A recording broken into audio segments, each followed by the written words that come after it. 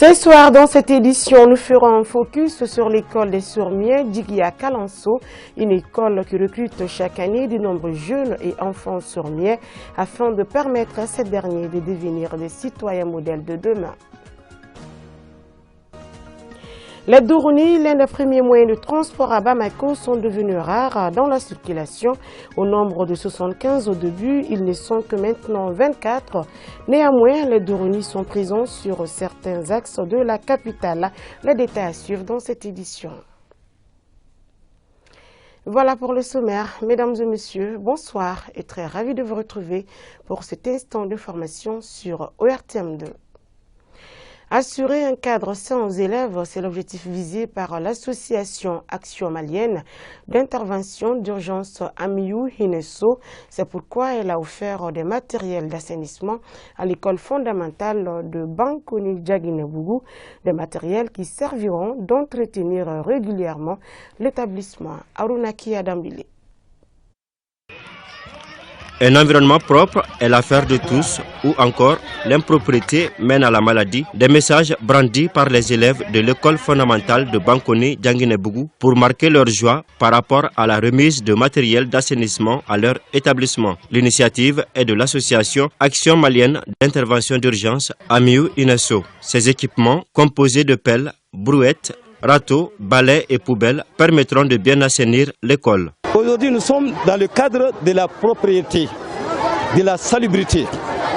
On vient d'être dotés, nous sommes très enthousiasmés, très contents du fait que l'Action malienne d'intervention d'urgence Amiou vient de nous doter des matériels pour la propriété, des matériels de salubrité. Avec comme slogan « Un avenir brillant pour tous, maintenant et pour toujours », l'association espère continuer ses gestes de solidarité. Nos objectifs, c'est que nous aimerions que nos écoles soient vraiment des lieux où les enfants viennent apprendre dans un environnement sain, où il n'y a pas d'impureté.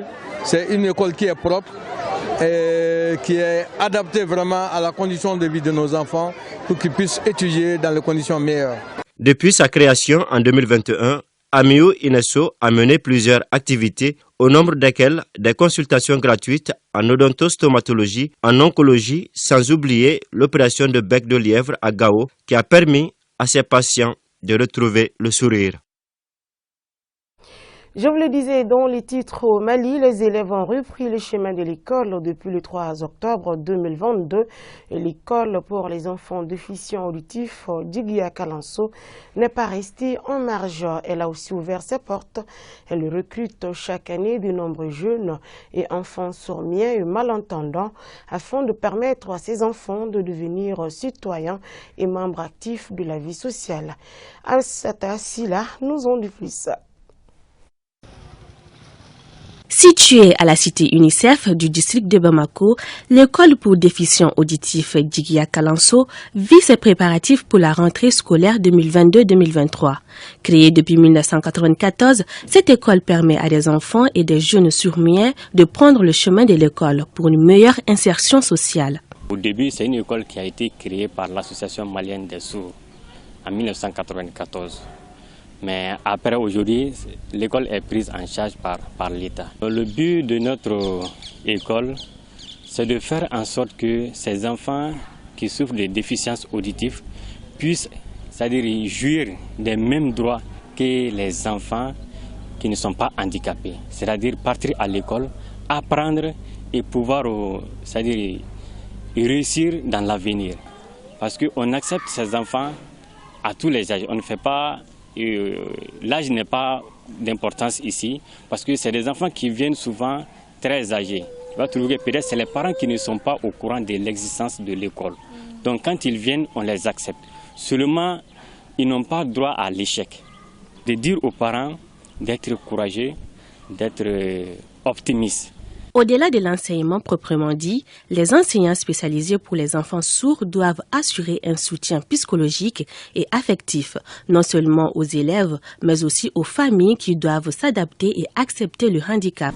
J'enseigne la 6e année ici à l'école des sourds EJICA avec les élèves. On travaille comme dans les autres écoles. On enseigne le même programme. La seule différence est l'utilisation de la langue des signes. Seulement, on ne parle pas en classe, on signe seulement. Tous les cours se passent en langue des signes. Il n'y a pas de problème entre les enseignants et les élèves. Seulement, c'est une question de courage, de volonté et d'amour. Parce que c'est des enfants handicapés, donc il faut savoir se comporter avec eux, montrer à ces enfants-là que tu as une affection pour eux et qu'ils comptent pour toi. Donc en faisant cela, donc, le message peut facilement passer. Malgré la volonté de mettre les sourds-muets à l'abri de l'indigence et de les rendre utiles à la société, ces écoles rencontrent des difficultés. Ici, nos enfants, pratiquement avec certains parents, on dirait que c'est un sac à problème à eux. Donc, souvent, on reste ici auprès des enfants, souvent jusqu'à 18h, 19h. En définitive, il s'agit de développer des méthodes d'enseignement adaptées en relation avec la communication, un langage des signes, la lecture labiale et l'utilisation des supports visuels, afin de favoriser l'apprentissage et le développement de chacun. Malgré leur handicap, ces enfants sourds et muets sont souriants et heureux d'apprendre. Les formules de politesse témoignent généralement la bonne éducation de celui qui en fait usage. L'expression « s'il vous plaît » en fait partie. On s'en sert pour demander un service de manière polie. C'est une expression qui est couramment utilisée par beaucoup de personnes en longueur de journée. On en sait plus avec Lala Jahara Touré. Quand il est employé, il agrémente la relation et montre le respect et la considération. Il peut être considéré comme la formule magique qui peut facilement amadouer l'interlocuteur. Il s'agit de la formule de politesse « s'il vous plaît ». Son emploi permet de demander de manière polie un service. S'adresser avec respect à son interlocuteur est le premier signe d'une bonne éducation. Formule de politesse comme « s'il te plaît » ou « s'il vous plaît » ont naturellement des effets sur l'interlocuteur. Parce que quand vous me dites s'il vous plaît, monsieur par exemple, en vous adressant à moi, quelque part ça me permet de me sentir considéré, ça me permet de me sentir respecté. L'expression « s'il vous plaît » utilisée dans le cadre professionnel rend les rapports entre collaborateurs beaucoup plus conviviaux. Qu'il s'agisse d'un responsable hiérarchique, qu'il s'agisse d'un subordonné, je pense que les formules de politesse, si vous voulez, s'imposent à tous ceux qui veulent se montrer respectueux, à tous ceux qui veulent se montrer courtois, si vous voulez. Lorsque les conjoints l'incluent dans leur vocabulaire, ils fortifient la relation. Adopter un langage poli envers sa femme ou son époux est une manière de lui montrer l'amour qu'on lui porte. Dans le cadre, par exemple, de la vie de couple, il faut qu'il y ait quand même un minimum de respect. Et la femme doit vraiment bénéficier de ce respect. Elle mérite considération, elle mérite une bonne appréhension, elle mérite une bonne perception également. Mon mari n'utilise pas l'expression « s'il te plaît », mais je fais quand même ce qu'il me demande, car c'est un devoir pour moi. Ça me ferait plaisir s'il adopte ce genre de langage. Cela mettrait beaucoup plus de sel. Entre amis, quand ils précèdent une demande de service ou même un ordre, ceux-ci sont susceptibles d'être mieux perçus et ils pourront ainsi facilement accéder à notre demande. S'il vous plaît, tu peux me donner ça, ou s'il vous plaît, vous pouvez me donner ça. Ça, c'est un signe de respect.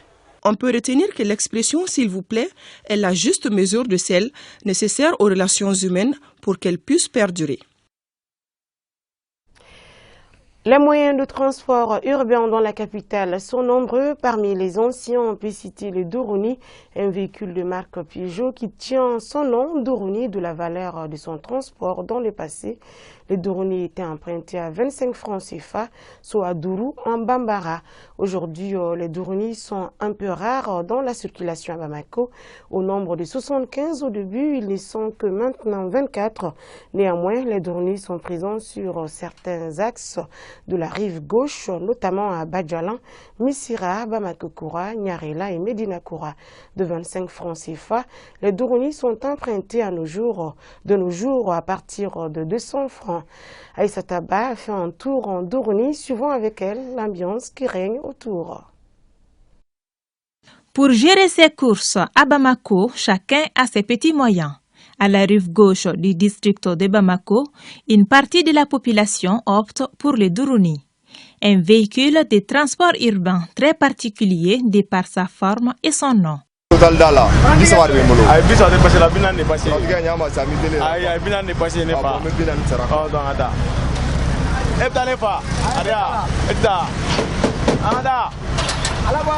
Ça, c'est le quotidien de la plupart de ces passagers.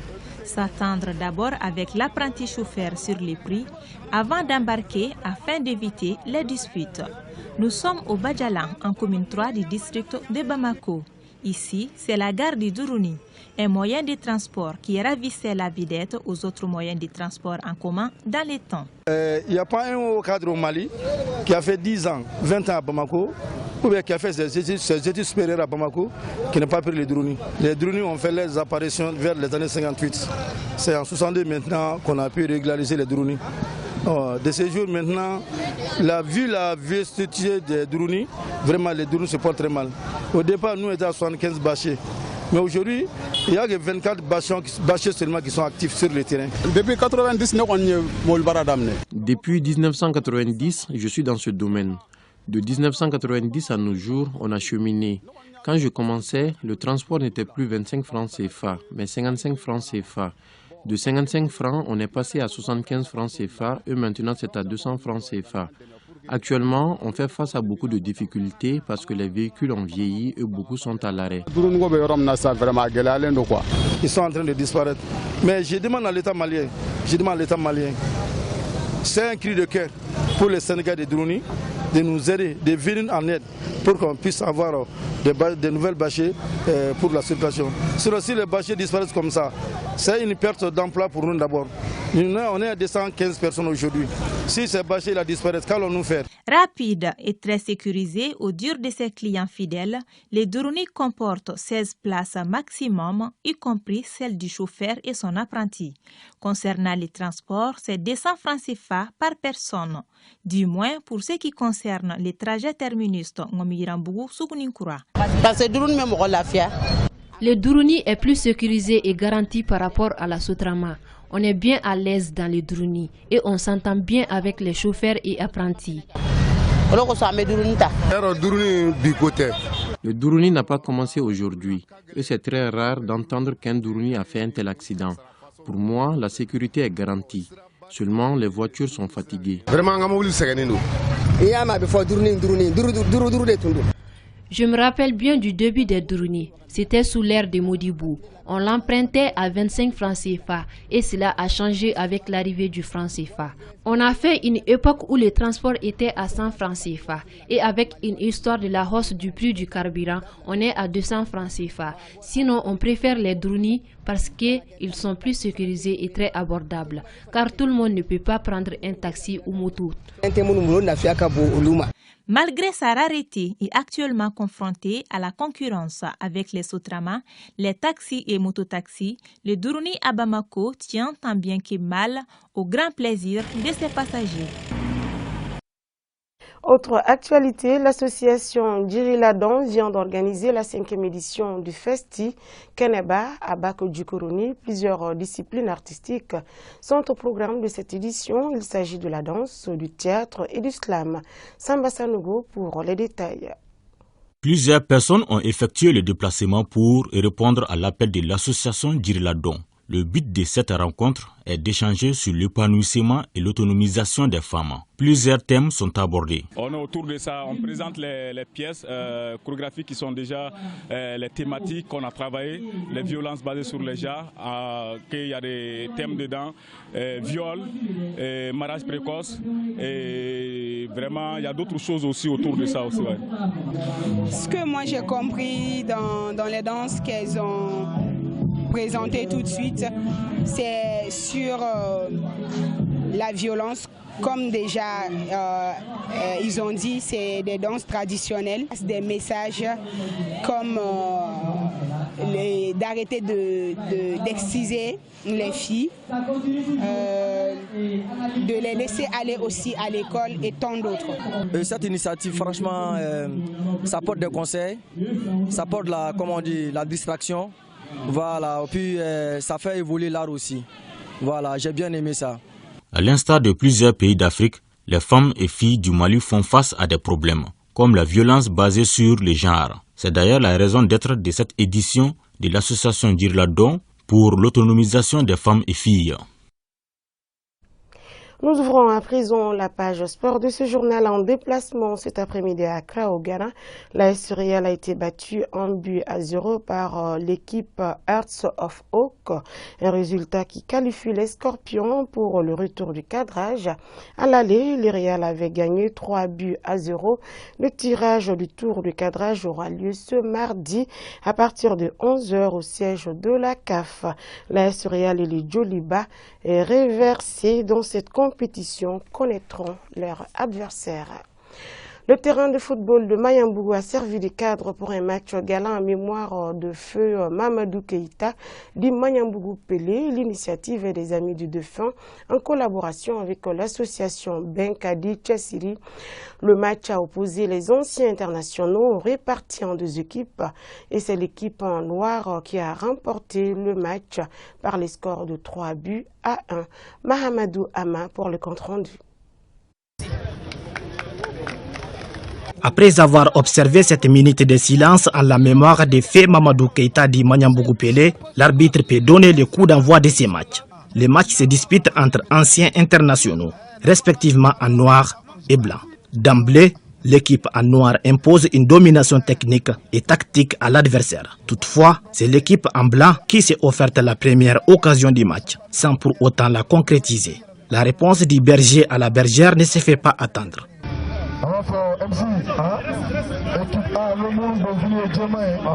Abdallah Babi ouvre le score. Menés au score, les vétérans en blanc poussent pour revenir dans la partie et vont même réussir à établir la parité juste avant la pause. En seconde période, les vétérans en noir reviennent sur les bases affichées en début de la partie, déposent leur adversaire 3-1. Ce match est organisé pour rendre un vibrant hommage à un nom dont le public sportif national se souviendra à jamais. Un grand footballeur d'abord à Mayambougou ici. Il a remporté beaucoup de trophées au niveau local. Il a aussi joué avec la sélection de la Commune 6 avant d'intégrer le groupe du Djoliba, là où il a été repéré et il a vu à jouer avec l'équipe nationale. Donc beaucoup retient de lui, en tout cas le grand match, bien le tournoi que l'équipe nationale du Mali a participé à Praia. Je pense qu'il a été l'homme du Praia, comme tout le monde le dit. Les qualités de l'homme ne sont pas que footballistiques. Et pour preuve, je l'ai beaucoup côtoyé à Mayambougou. C'est quelqu'un qui est social, c'est quelqu'un qui aime le football, qui aime sa famille, qui aime ses prochains. Je pense que ce qu'on a vu de lui, c'est un homme exemplaire. Un tel geste de reconnaissance pour le travail rendu à la nation abasourdit l'épouse de l'homme. Je suis ému par ce geste de reconnaissance. C'est la preuve que le service qu'il a rendu à la nation n'est pas vain. Par ailleurs, une remise d'attestation à certains acteurs de l'événement a marqué le rendez-vous. Il ne reste plus qu'à prier pour le repos éternel de l'illustre disparu. Faisons à présent le point Covid du séjour dans notre pays. Sur 338 tests réalisés, le rapport fait état de 3 cas positifs, 0 guéris, 0 décès. Situation globale, 32 709 cas positifs, 22 personnes sont sous traitement et 31 865 cas guéris. Pour vous protéger et protéger les autres, suivez les mesures de prévention et faites-vous surtout vacciner. Et c'est ici que prend fin cette édition. Merci à vous de l'avoir suivi. Passez d'excellents moments en notre compagnie.